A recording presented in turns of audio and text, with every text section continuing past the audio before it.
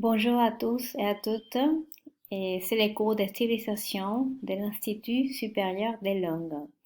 Donc, dans ces vidéos, on va traiter sur la Gaule, la création des villes gallo-romaines et finalement la fin de l'Antiquité avec la présence des Francs dans le territoire français.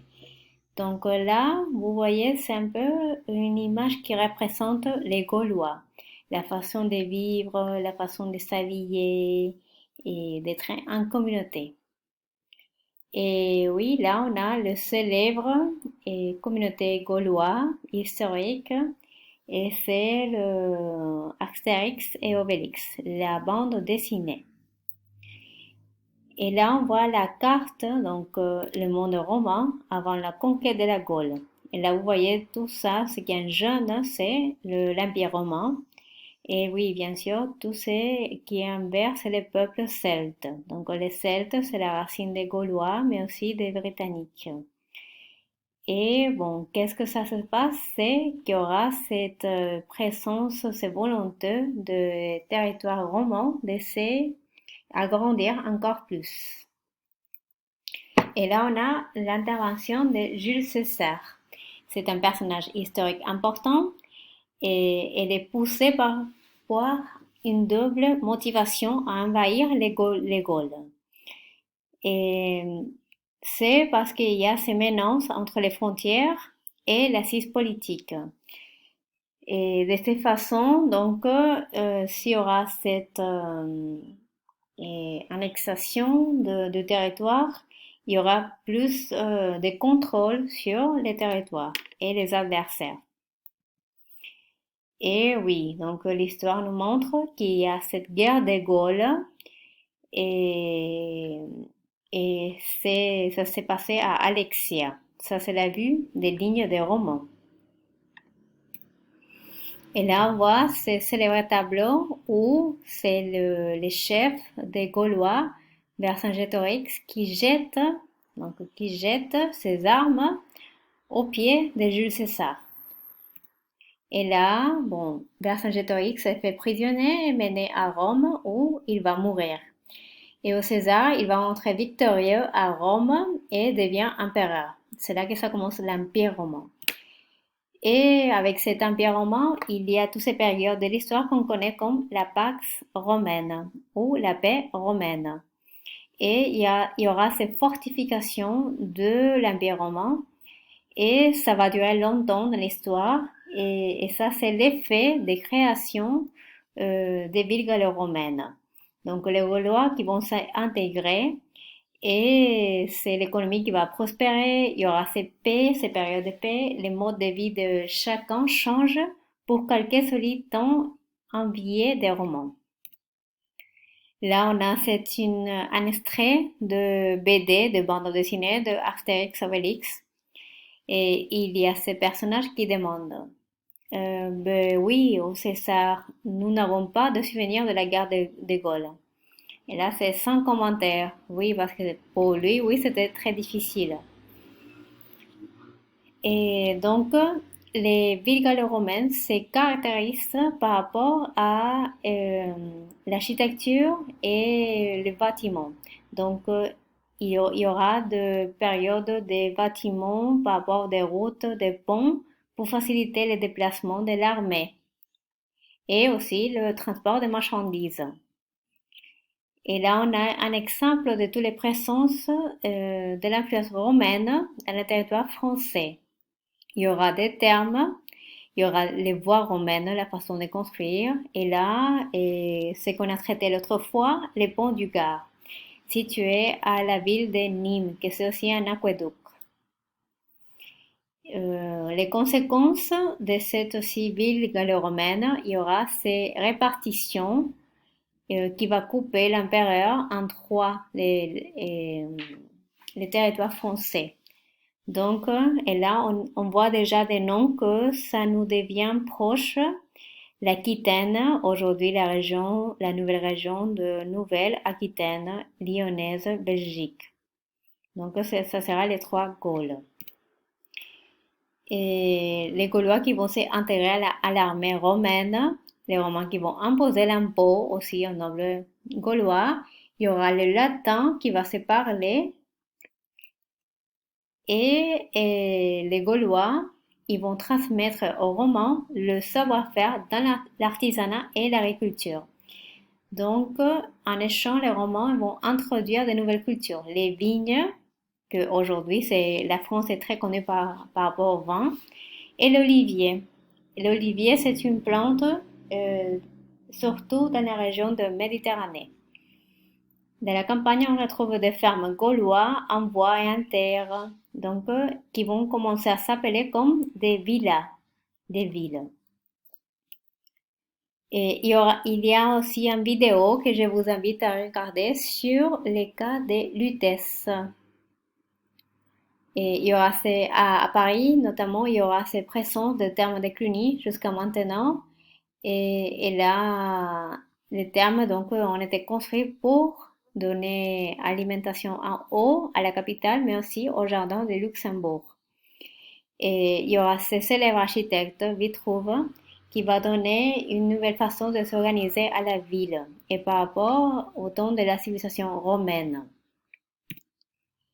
Mais en même temps, qu'est-ce que ça se passe? Ça se passe que il faut fortifier les frontières, les limes. Les frontières par rapport au fleuve du Rhin. Donc du Rhin, les Rhin actuellement qui fait le limite la frontière naturelle avec l'Allemagne. Donc il y aura ces fortifications des villes avec la construction des murailles. En même temps, il y a aussi le début du christianisme en France. Il y aura Saint-Martin de Tours et à la ville de Tours et qui va fonder les premières églises dans la Gaule orale. Actuellement, pour aller à Tours, il y a ces schémas de l'évêque de Tours et il y a aussi le chemin de l'été de Saint-Martin de Tours.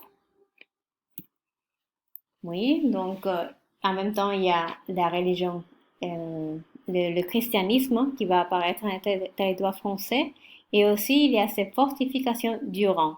Pourquoi? Parce que d'un côté, il y a les empires gallo-romains ou les villes gallo-romaines et de l'autre côté, il y a ce qu'on appelle le ou les barbares. Oui. Et il faut aussi avoir en tête qu'il y a cette division de l'Empire romain parce que c'est tellement grand et qu'il y aura deux capitales, comme vous voyez. L'Empire romain Orient et l'Empire romain Occident. Ici, tout ce qui est côté français, il y aura donc Rome et avec l'Empire romain Occident. Oui, mais les frontières ne sont pas totalement neutres. Il y a aussi des présences d'autres personnages, comme celui d'Attila, les flots de Dieu, qui s'est appelé comme ça. Qui est Attila? Donc, il est un chef d'une communauté qui s'appelle les Huns. Oui, donc là, on a la présence des Huns et qu'il y aura toutes ces périodes d'invasion, invasion des Huns, et l'objectif c'est envahir l'Empire romain, d'arriver jusqu'à territoire, donc aujourd'hui français. Et là, vous voyez tous les flèches, ce qui est en rouge, les invasions des Huns, et, et c'est là que ça va créer une période de crise. Donc les Huns, c'est un peuple venu d'Asie centrale, réputé par ou pour sa cruauté. Les uns chassent les peuples germaniques de leur territoire et les poussent à fuir vers l'ouest. Le chef de ces communautés, c'est Attila, que lui avait la pire réputation, qui était vraiment terrible guerrière et que de tout ravager sur le passage. De nouveau, on a les inventions, donc c'est période qui est connue comme les inventions barbares. Et là, c'est la conséquence de cette invention barbare. Ce sont des ruines qui vont laisser derrière eux. Ce sont des villes qui sont abandonnées, des villages qui sont dépeuplés. Donc, dès qu'il y avait l'annonciation des invasions barbares, que Attila était près ou proche du territoire, et il y a cette peur. Bien sûr, les Germains sont effrayés. Et là, ce sont tous des communautés. Les Visigoths, les Francs, les Saxons, ce sont des voisins de l'Empire romain. Et là, ça va créer la migration de toutes ces communautés dans les territoires. Ils vont s'installer donc dans différentes régions de l'Empire romain. Les gens tentent d'envahir l'Empire romain, mais ils sont repoussés en 451. Et là, il y aura ces périodes de conséquences avec l'invention barbare et l'installation des autres peuples barbares.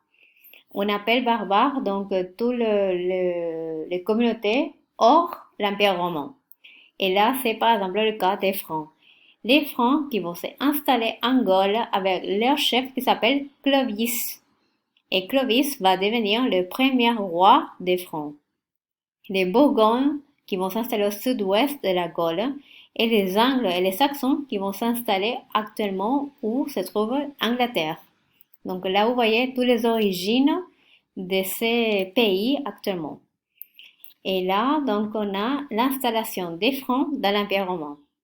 Vous voyez, de tout au nord de la France et tout au nord de Paris et à côté du Rhin. Et là, c'est la frontière naturelle actuellement avec justement les Germains, les Allemands. Angleterre, donc les Angles et les Saxons qui étaient dans les continents, ils vont aller vers l'Angleterre, l'île d'Angleterre. Bien sûr, comme il y a d'invasions, il y a de ruines, des villes qui vont rester dans la ruine, c'est la chute de l'économie, des échanges commerciaux qui vont se raréfier et il y aura le retour du troc. Là, vous voyez, les trocs. Et oui, et Attila, il va essayer de arriver dans le territoire français. Et là, vous avez un exercice par rapport à Attila. Et finalement, il y aura la fin de l'invasion barbare et la fin aussi, donc la chute de l'Empire romain et la fin de l'Empire romain. Cet événement historique marque la fin de l'Antiquité et le début du Moyen Âge. Le Moyen Âge, donc caractérisé par des royaumes. Et là, vous voyez déjà les royaumes qui vont s'installer. Oui, par exemple, les royaumes des Visigoths. Donc, je vous invite d'aller sur la plateforme et de effectuer l'exercice 3. Bon courage et merci pour votre écoute et lecture.